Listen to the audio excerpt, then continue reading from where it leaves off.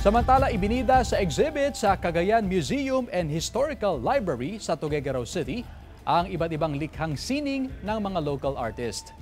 Agaw pansin ang mga obra, kabilang narito ang mga contemporary arts, traditional art, at makabagong paraan ng visual arts. Ginawa ang mga obra gamit ang oil pastel, charcoal, lapis, crochet at iba pa. Ayon kay Kevin Nino, Baklig, Direktor at Curator ng Cagayan Museum and Historical Library, karamihan, mga makakalikasan ang tema ng mga obra.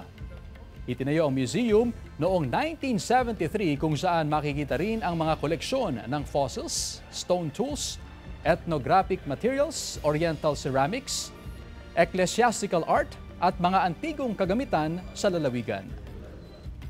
Paghimok natin ay yung sa mga kabataan, mabigyan sila ng espasyo na ipamalas yung kanilang talento dito sa ating panlalawigang museo sa pamamagitan ng pag-host ng kanilang mga exhibition, mga technical assistance sa kanila upang mas mapagaling pa nila yung kanilang sining.